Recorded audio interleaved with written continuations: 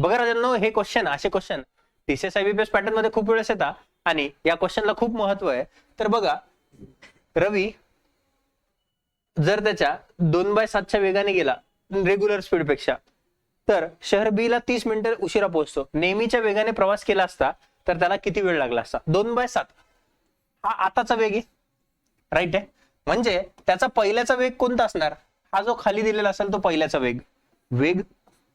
पहिल्याचा वेग किती आहे? 7. आताचा वेग किती आहे? 2. पहिले आणि हा आता. डिस्टन्स सेम असेल, अंतर जर सेम असेल, तर वेग आणि वेळ यांचा जो रेशो असतो तो डायरेक्ट इन्व्हर्स करू शकता, म्हणजे 2:7. किती मिनिटं एक्स्ट्रा लागतात? 30 मिनिटं. 30 मिनिटं म्हणजे दोन्ही टाइम मधला फरक आहे. तर दोघांमध्ये फरक कितीचा आहे? 7 आणि 2 मध्ये कितीचा फरक आहे? 5 रेशो. 5 रेशो बरोबर 30 मिनिट. तर 1 रेशो बरोबर किती मिनिटं असणार? 5 1 5, 5 6 30. 1 रेशो बरोबर किती मिनिटं आलं? 6 मिनिटं. तर तुम्हाला काय विचारलंय? तर त्याला नेहमीच्या वेगाने म्हणजे पहिले किती वेळ लागत होता? 2 रेशो. 1 रेशो बरोबर 6 असेल तर 2 रेशो बरोबर किती असणार? 6 किती? 12 मिनिटं. जर त्यांनी तुम्हाला असं विचारलं असतं आता किती टाइम लागतो, तर 7 गुणिले 6, 7 सकून 42. 42 आणि 12 मध्ये कितीचा फरक आहे? 30चा.